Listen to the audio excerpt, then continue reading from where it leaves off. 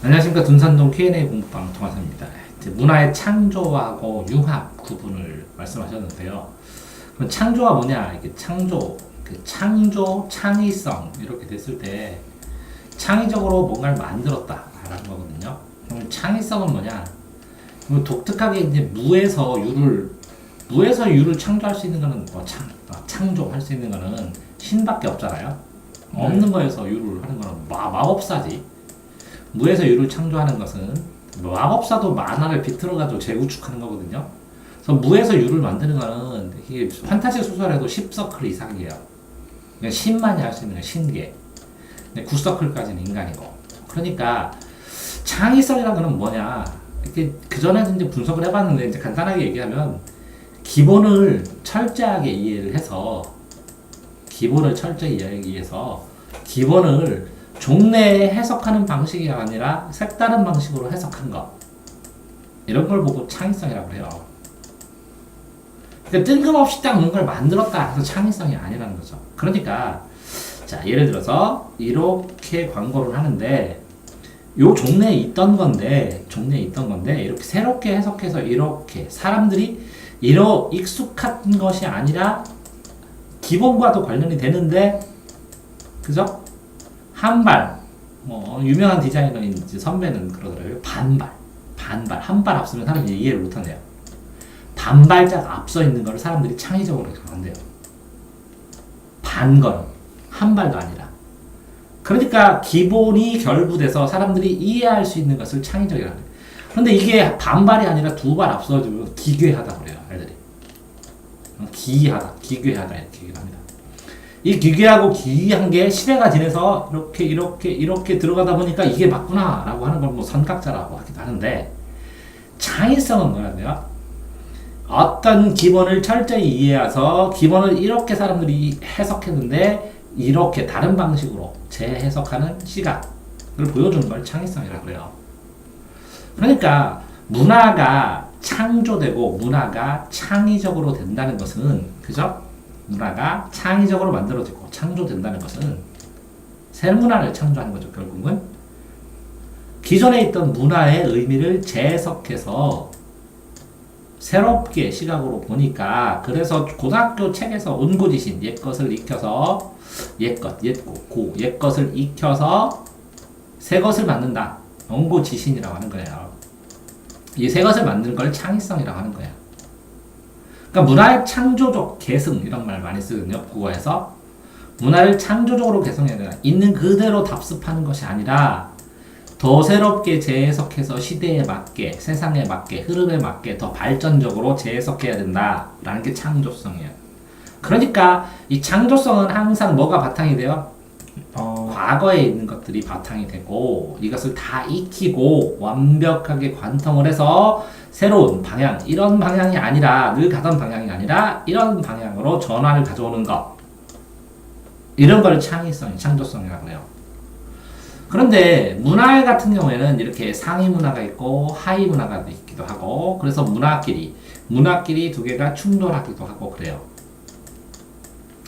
이 물질 문명은 상하이가 부족한데 문화를 뭘로 보여요? 상대적으로 하기도 하고, 저쪽 문화가 더 좋다고 사대적으로 하기도 하고, 우리 것이 좋다고 뭐라고? 극민족주의, 보수주의, 국민족주의로 하기도 하고, 그죠? 신토부리를 하기도 하고, 자문화 중심을 하기도 하고, 글로벌주의를 하기도 합니다. 하지만 문화와 문화가 접촉을 하게 되면 서로 영향을 주게 되고, 영향을 주는 중에서 여기서는 뭐라고 문화의 융합이라고 그랬었죠. 그러면 A 문화와 플러스 B 문화가 되어서, 자, 이걸 창조성이라고, 이걸 같은 것이라고 본다면, 이렇게 둘이 짬뽕으로 A 문화 특성, B 문화 특성을 적절하게 섞어서 짬뽕이에요. 전혀 새로운 게 없어요. 그러면 창조성입니까? 아니잖아요. 다만 A 문화를 중심으로 해서, 자, A 문화, B 문화를 도하는데 어떤 방식이? A 문화만 중심으로 한다. 받아들였는데 이건 무시하고, 그래도 융합이요. 받아들였기 때문에. 그다음 민족주의. 자, A도 맞고 B도 맞아. 그냥 각자 어울려. 물과 기름처럼. 이것도 뭐라고요? 문화 상대성. A와 B가 A-하고 B-로 변해가지고 하나로 이게 C-라는 C의 모양으로 보여. 이것도 완전 융합. 이해됐나요? 네. 그리고 이렇게 따로따로 놓을 수도 있고 몇 대 몇으로 몇 대 몇 A는 7 B는 3으로 할 수도 있고 네. A, B가 섞여서 구분이 못되게 화학결합한 것처럼 화학결합하면 저로 다 다른 성질의 것이 나오죠. 네.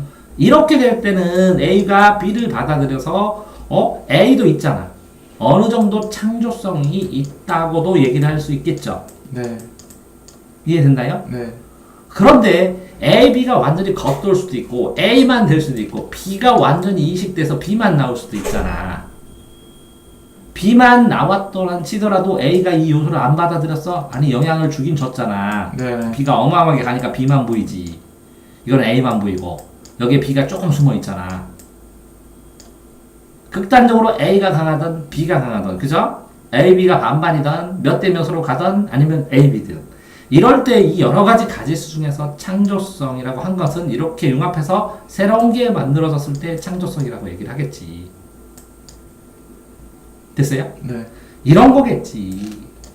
이게 아이폰이란 게 나오기 전에 이런 기능들이 다 있었어요? 없었어요?